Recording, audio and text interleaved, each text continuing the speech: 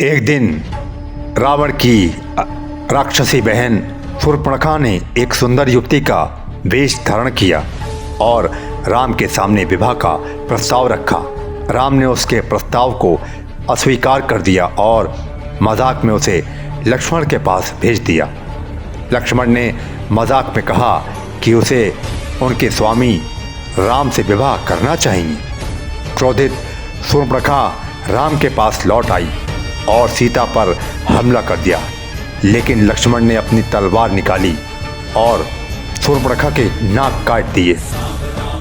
अपमानित शूर्पणखा ने राम से बदला लेने के लिए आदमखोर राक्षस खर के पास जाकर बदला लिया। हालांकि खर उसके सेनापति दूषण और उसकी 14,000 की सेना को राम ने तब मार डाला जब उन्होंने उस पर हमला किया। शूर्पणखा और उसके मामा कंपन, जो नरसंहार से बच गए थे, समाचार लेकर लंका पहुंचे और प्रस्ताव रखा कि रावण राम की सुंदर पत्नी सीता को चुरा ले। रावण ने अपने अगले कदम के बारे में सोचना प्रारंभ कर दिया। फिर वो अपने हवाई रथ पर सवार होकर समुद्र पार अपने मित्र मारिच से मिलने गया। मारिच समुद्र तट पर एकांत आश्रम में रहता था। रावण ने मारिच को खर, दूषण और उनकी सेना की मृत्यु के साथ साथ शूर्पणखा के अपमान की सूचना दी। उसने मारिच से कहा कि वो चांदी के धब्बों वाला स्वर्णमुख बन जाए और राम के आश्रम के आसपास चरने लगे। मृग को देखकर सीता अवश्य राम और लक्ष्मण से उसे पकड़ने के लिए कहेगी। अब भाई सीता को अकेले छोड़ देंगे तो रावण उसका अपहरण कर लेगा। सीता के वियोग के दुख में दुखी राम को रावण आसानी से मार देगा। मारिच, जिसे राम की शक्ति का प्रत्यक्ष अनुभव था, उसने रावण को समझाने का प्रयत्न किया, लेकिन रावण उस पर क्रोधित हो गया, इसलिए उसे रावण की बात माननी पड़ी।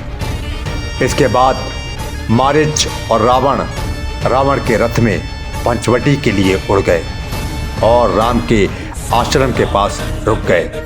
मारिच ने तब एक सुंदर सुनहरे हिरण का रूप धारण किया, जिसके शरीर पर चांदी के धब्बे थे और नीलम, चंद्रमणि, काली जेट और नीलम जैसे कई रत्न चमक रहे थे।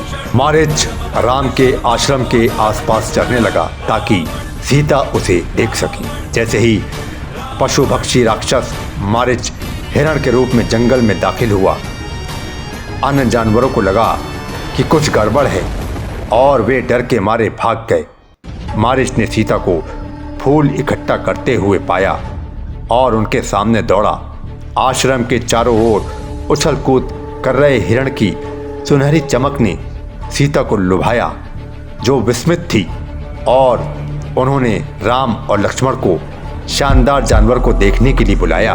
अद्भुत हिरण को देखकर लक्ष्मण को गड़बड़ी का आभास हुआ और उन्होंने सुझाव दिया कि हिरण मारिच का एक भ्रामक रूप था, जो शिकार के लिए जंगल में आने वाले राजाओं का शिकार करता था। सीता ने राम को हिरण को मृत या जीवित लाने के लिए राजी किया। अगर पकड़ा गया तो उसने कहा कि इसे पालतू जानवर के रूप में पाला जा सकता है और अपने 14 साल के वनवास की याद के रूप में अयोध्या वापस ले जाया जा सकता है। राम ने कहा कि सीता की इच्छा का पालन करने के लिए ये हिरण उस दिन उनके हाथों मर जाएगा, या अगर ये मारिच की तरह एक जादुई राक्षस था जिसने राजाओं को मार डाला और ऋषियों को नुकसान पहुंचाया, जैसा कि लक्ष्मण ने कहा, तब भी जानवर को मारना उनका कर्तव्य था। राम ने हिरण के पीछे जाने और उसे मारने का फैसला किया और लक्ष्मण से इस बीच सीता की देखभाल करने के लिए कहा। मारिच भागा, उसके पीछे राम भी थे। मारिच राम को आश्रम से बहुत दूर ले गया, जिससे राम बहुत क्रोधित हुए। काफी देर तक पीछा करने के बाद थका हुआ हिरण एक छायादार घास के मैदान में रुक गया। राम ने अवसर का फायदा उठाया और अपने सुनहरे बाण से उसे मार गिराया। जब मरता हुआ मारीच अपने असली रूप में लौट रहा था तो वो चिल्लाया, ओ सीता, ओ लक्ष्मण। राम की आवाज की नकल करते हुए सीता छल का शिकार हो गई और उन्होंने लक्ष्मण से राम की खोज करने के लिए कहा। जब लक्ष्मण ने जोर देकर कहा कि कोई भी राम को हानि नहीं पहुंचा सकता तो सीता अभी भी बहुत चिंतित थी। उन्होंने विनती की और फिर लक्ष्मण को जाने का आदेश दिया। अनिच्छा से राम की तलाश में लक्ष्मण चले गए।